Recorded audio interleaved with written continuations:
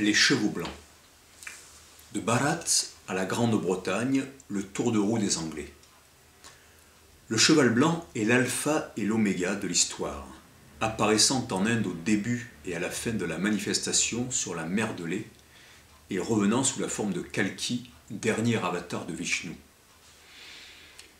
Il y a en Angleterre en tout entre 21 et 24 chevaux blancs, selon si on comptabilise ou non ceux qui ont disparu, datés d'entre 1000 ans avant Jésus-Christ pour le cheval blanc d'Huffington et le XXe siècle, avec un fort pic entre le XVIIe et XIXe siècle, à l'époque où l'Angleterre devint la plus grande puissance du monde.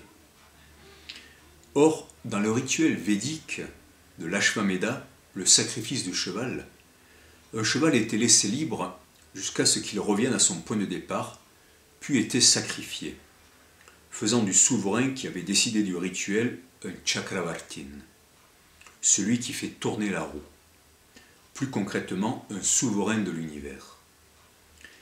C'est comme si les Anglais, par ces chevaux blancs, avaient voulu célébrer leur pouvoir sur le monde et lui envoyer ce message au moment où ils revenaient aux Indes, à leur propre origine, comme le cheval védique.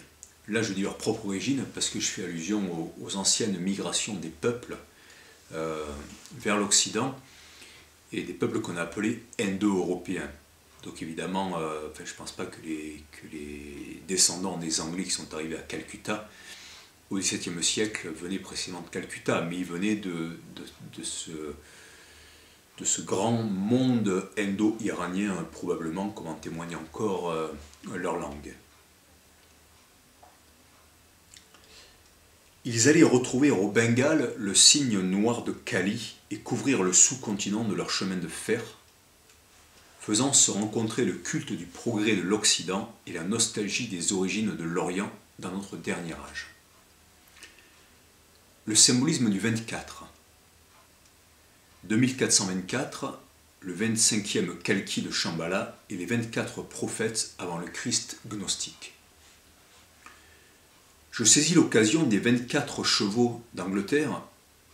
Alors je parle évidemment de ces grands chevaux blancs que les Anglais ont fait apparaître sur les collines de craie, de calcaire en grattant la terre.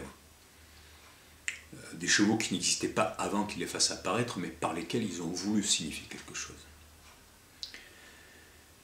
Le Kalak Chakra, roue du temps, est un texte tibétain ésotérique et prophétique écrit autour du Xe siècle après Jésus-Christ peut-être, annonçant la revanche des bouddhistes sur les envahisseurs musulmans qui firent disparaître le dharma du Bouddha du monde indien au sens large partout où ils le purent.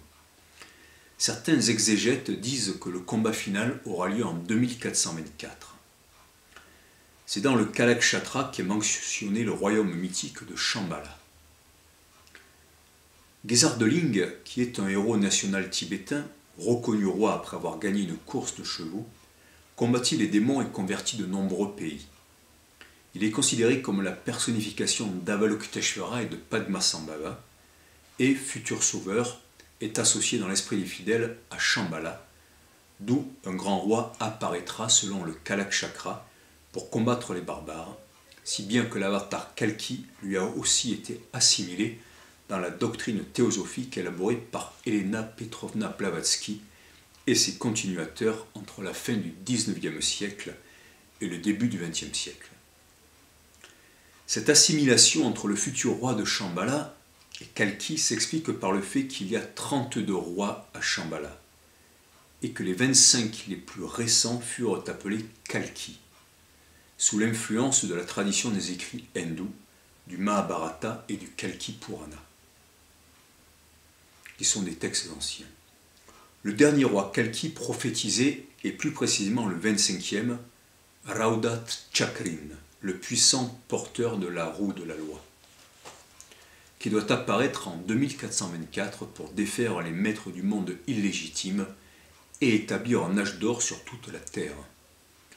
On retrouve donc le personnage du Chakravartin allié au symbolisme du 24, qui est bien sûr celui des heures de la journée, du tour de roue accompli, le 25e roi étant celui qui fait sortir du cycle, ou amorce un nouveau cycle, comme le Christ est le 13e éon de la gnose, et comme il y eut 24 Tirthankara Jain avant Mahavira, 24 Bouddhas avant Shakyamuni selon le Khuddaka Nikaya. Mais, et ça on s'y attendait moins, on peut lire également dans l'évangile gnostique de Thomas, Logion, c'est-à-dire verset 52, 1-6, ses disciples lui dirent « 24 prophètes ont parlé en Israël, et tous ont parlé par toi. » Il leur dit « Vous avez délaissé celui qui est vivant devant vous, et vous avez parlé des morts. » Difficile ici de ne pas supposer une influence orientale sur la gnose, ou inversement, dans la récurrence des 24 prophètes avant l'apparition d'un sauveur. Le chiffre 24, les chiffres répétés 24 fois dans l'Ancien et le Nouveau Testament, et le fait que 24 chiffres différents sont cités dans l'Apocalypse de Jean, ne laissent pas croire au hasard. Les nombres, et pas seulement chez Pythagore, étaient considérés comme le langage secret du divin dans la pensée antique.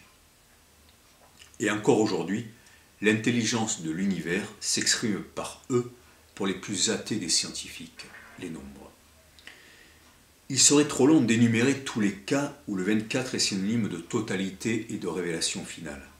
Mais quoi qu'il en soit, si les auteurs ont écrit en connaissance de cause ou sous le coup de l'inspiration, les textes sacrés que nous venons de voir, ce nombre révélera son importance un jour ou l'autre. Le Mahdi, le temps de l'éternité et les chevaux blancs. Une certaine branche du soufisme employa pour le Mahdi qui préparera l'arrivée du Christ cette expression.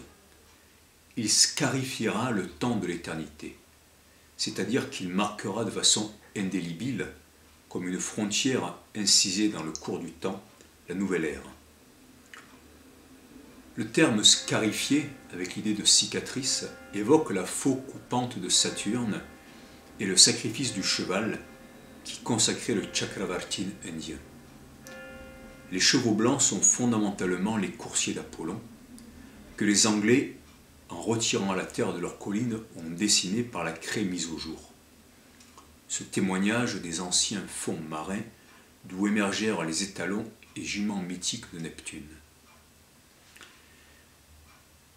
Quelques jours avant le soir de la moisson de Milk Hill, réalisant le rêve fait en 1999, je me rendis sur le site du Cheval Blanc d'Huffington.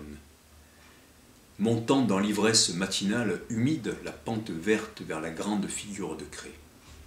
En haut, en me penchant vers le sol, cette phrase me vint « Le temps s'abolira dans nos gestes amoureux ». Elle coïncidait avec l'expression soufie que je n'allais apprendre que quelques années après.